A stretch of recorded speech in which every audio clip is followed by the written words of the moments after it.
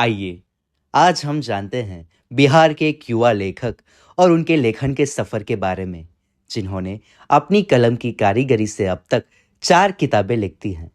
इनका नाम है प्रणय कुमार।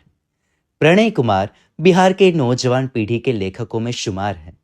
इनका जन्म कटिहार जिले के प्रखंड कुर्सेला गांव मजदिया में हुआ है। वह कहते हैं ना, एक विशाल वृक्ष का निर्माण भी एक बीज के अंकुरण से ही होता है। कुछ ऐसी ही है इनके लेखन की दास्तान। प्रणय कुमार की प्रारंभिक शिक्षा गांव की सरकारी स्कूल से हुई। उसी समय से इन्हें कविताएं एवं खासकर कहानियां पढ़ने का काफी शौक था। प्रारंभिक दौर में ही ये कहानियों को मुंह जुबानी सुना दिया करते थे, मगर लेखन का सफर तब जारी हुआ जब वे उच्च शिक्षा ग्रहण करने के लिए भागलपुर गए। इनके भीतर एक लेखक छुपा है, यह खुद उन्हें भी नहीं पता था। कई इंटरव्यू में भी इनसे पूछा गया कि आप लेखक कैसे बने, तो उनका बस इतना ही कहना था कि संयोग से। यह संयोग कैसे हुआ? जब वे ग्रामीण परिवेश से निकलकर शहरी जीवन में आए तो वे एक ऐसे लम्हे को जी रहे थे जैसे कई अरमान इनके मस्तिष्क में एक साथ तैर रहे हो। कैसे एक गांव से आया लड़का हजारों सपने लिए उन्हें पूरा करने की होड़ में लग जाता है। अपने ही जीवन के उतार चढ़ाव से प्रेरित होकर प्रणय कुमार ने लिखना शुरू किया। शुरुआत में इन्होंने कुछ कविताएं लिखी और अपने अनुभवों को साझा करने का प्रयास किया, मगर साझा करने का एक खुला मंच इन्हें नहीं मिल पाया।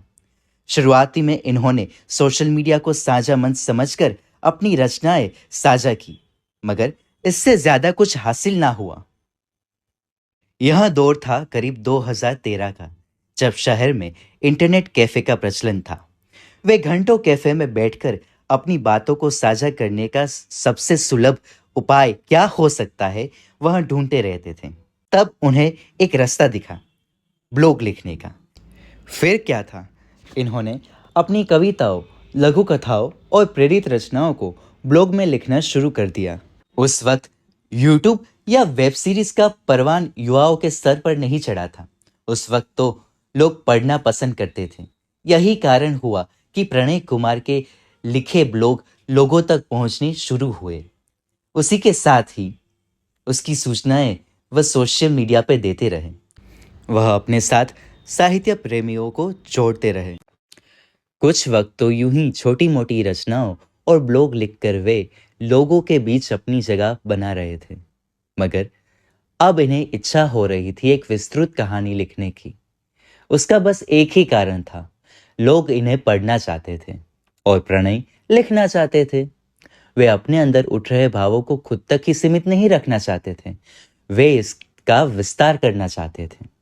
वे इसे पाठकों तक पहुंचाना चाहते थे। वे चाहते थे कि जो बातें इनके भीतर उथल पुथल मचा रही है, वे लोगों तक पहुंचें और लोग इस बात की सराहना करें कि पढ़ाई के साथ साथ अपने कलात्मक मस्तिष्क को जिंदा रखने की बेहद आवश्यकता है। एक मनुष्य कुछ कर दिखाने के लिए आया है और इसके लिए उसे पूर्ण निष्ठा से प्रयत्न करना चाहिए। अब यह तो तय था कि लिखना है, मगर लिखना क्या है? जब इस बात पर विचार करने बैठे तो कुछ समझ ना आया।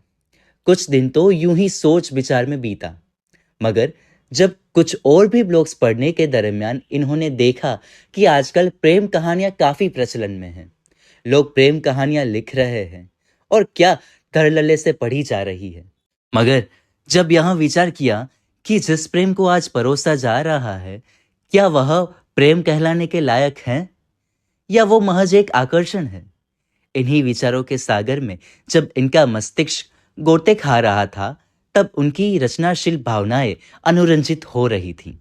इन्हीं विचारों को मोती की तरह पिरोते पिरोते एवं खुद के जीवन के आयाम एवं परिवेश को समझते हुए जब इन्होंने लिखने के लिए कलम उठाई, तो 50 पृष्ठ का एक लघु उपन्यास बनके तैयार हो गया। इस कहानी में इन्होंने यह दर्शाया था कि किस प्रकार से आधुनिकता के इस दौर में रिश्ते अपने दल बदल लेते हैं। असल में रिश्तों के कोई मायने नहीं रह जाते जब उनका अस्तित्व दिखावे पर निर्भर हो। सौंदर्यता को तलाशती निगाहें अक्सर आकर्षण को प्रेम समझकर अपना तो लेती हैं, मगर निभा नहीं पाती।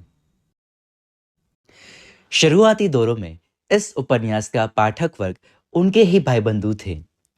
उनके लिखे इस उपन्यास को जिस किसी ने भी पढ़ा, सबने सराहना करते हुए एक ही दिली इच्छा जाहिर की कि इस कहानी को विस्तृत कर एक उपन्यास का रूप देना चाहिए, ताकि इसे किसी प्रकाशन के द्वारा प्रकाशित करवाया जा सके। प्रकाशन की लालसा ने इन्हें बहुत कुछ सिखाया। उपन्यास के लिए विस्तार होना काफी आवश्यक है। इसमें किरदारों की वार्तालाप, विषय वस्तु जैसी कई कसौटियां हैं, जिस पर खड़े उतरने के बाद ही यह उपन्यास प्रकाशन योग्य हो सकती थी। अब तक प्रणय स्नातक में आ चुके थे। साथ ही साथ इन्होंने उस लघु उपन्यास को विस्तार करना भी जारी रखा और अपने ब्लॉग तथा यूट्यूब में प्रमोशनल वीडियो बनाकर डालने लगे, ताकि किताब की खबर फैल सके और कोई प्रकाशक मिल जाए। ठीक वैसे ही हुआ। इनके ब्लॉगिंग व सोशल मीडिया पर सक्रिय रहने का नतीजा यह हुआ कि कई प्रकाशकों से ऑनलाइन ही ईमेल व मैसेंजर के जरिए संपर्क होने लगा। कुछ प्रकाशकों ने सामने से आमंत्रण दिया, तो कुछ को प्रणय ने खुद ही संपर्क किया। यह सारा काम डिजिटली हो रहा था। समझ नहीं आ रहा था कि किसे चुना जाए।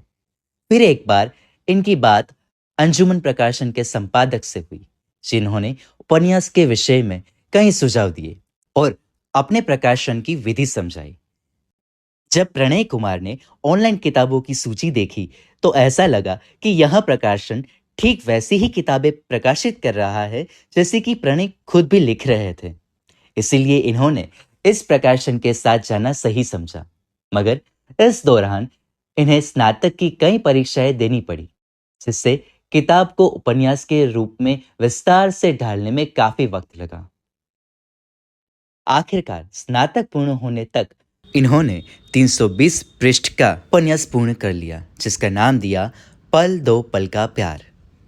अंजुमन प्रकाशन ने इसे वर्ष 2019 में प्रकाशित कर दिया।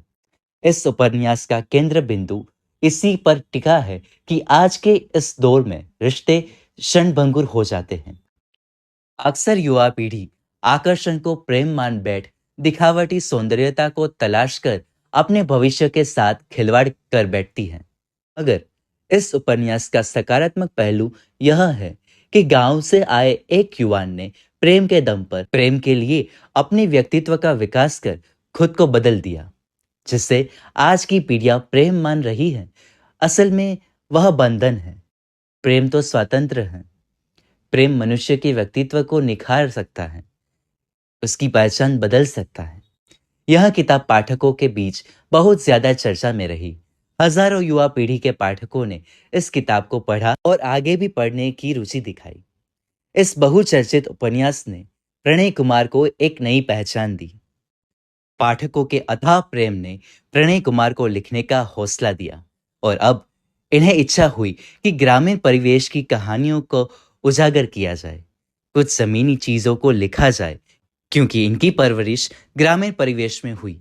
वे बचपन से ग्रामीण मुद्दों को देखते आए हैं, चाहे वह राजनीति के मुद्दे हो, चाहे वह जातिवादी के मुद्दे हो, या चाहे पुरुषवाद या नारी पर हो रहे अत्याचार। सामाजिक सरोकार इन्हीं मुद्दों से घिरी रहती है। पहली पुस्तक में आधुनिकता व नौजवान को केंद्र बिंदु बनाया। मगर उनका क्या, जो सोशल मीडिया पर नहीं, वे जो टीवी पर नहीं दिखते, ना ही अखबारों में छपते हैं, आखिर उनका क्या होता है? उनकी भी तो अपनी कहानी होती होगी।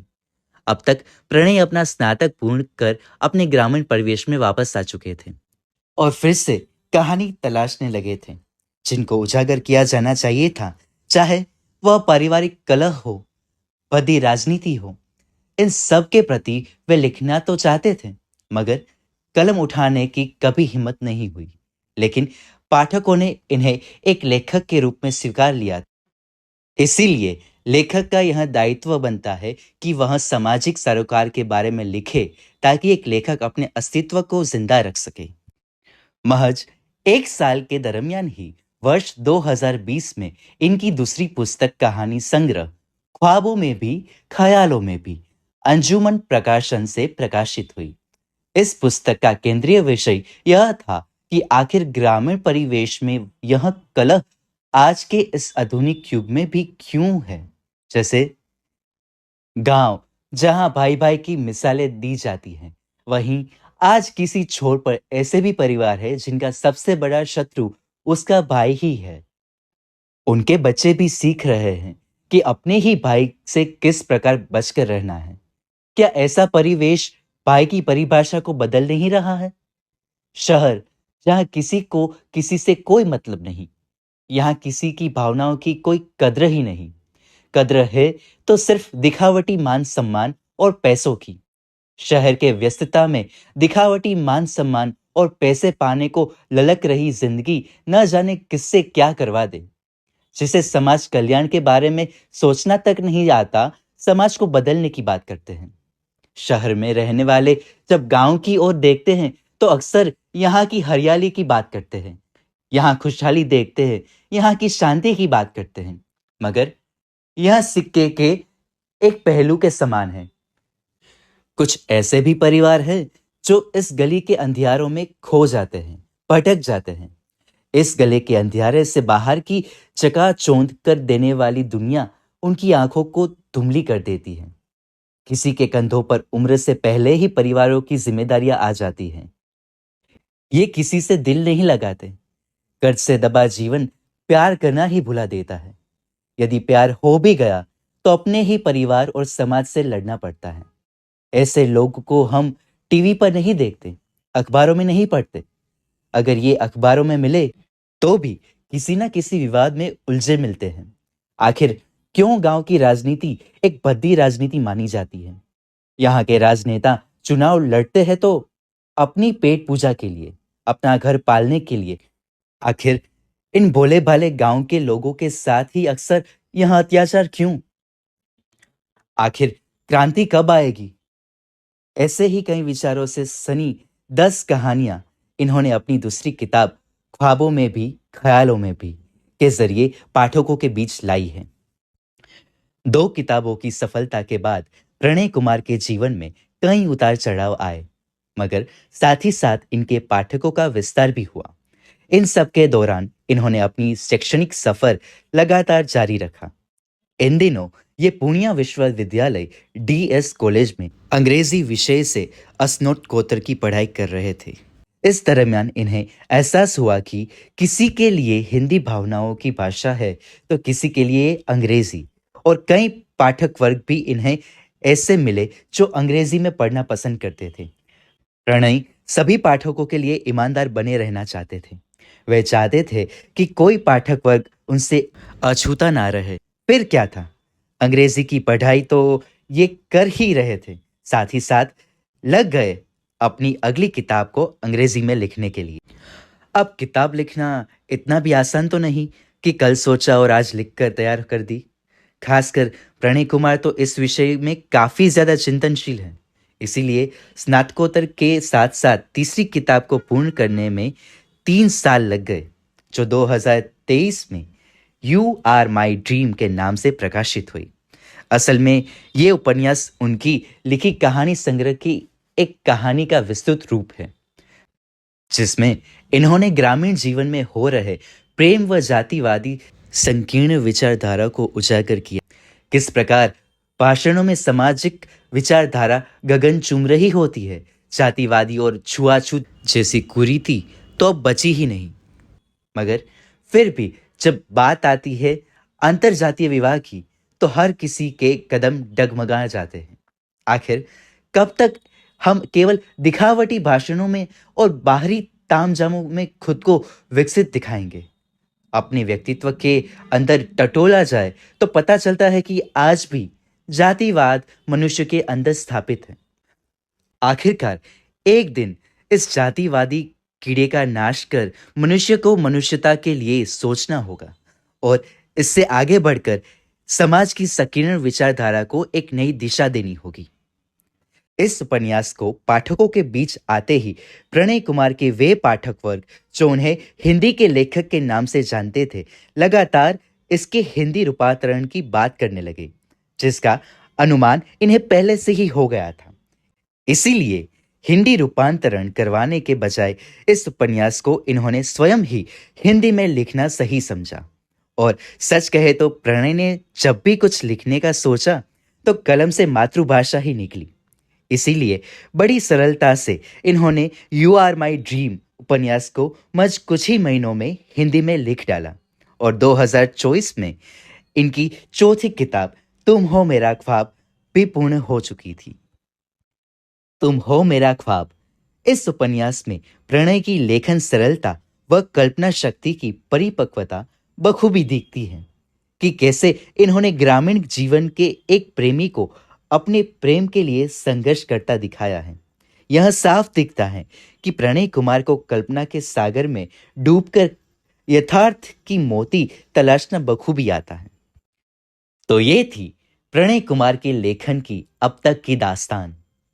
इन्होंने अपने पाठकों से निरंतर लिखते रहने का वादा किया है। यह जानना तो बेहद रोचक होगा कि आखिर अब प्रणय अपने पाठकों के लिए क्या नया लाते हैं। आखिर क्या होता है इनके लेखन के आगे का सफर। आप प्रणय से authorpranay@gmail.com पर अपनी बातें साझा कर सकते हैं और सोशल मीडिया पर इन्हें ढूंढने में थोड़ी मेहनत करेंगे तो आसानी से आपको मिल जाएंगे। तो फिलहाल अपने मीत को दीजिए इजाजत। मिलते हैं एक नए पॉडकास्ट में नई कहानी के साथ।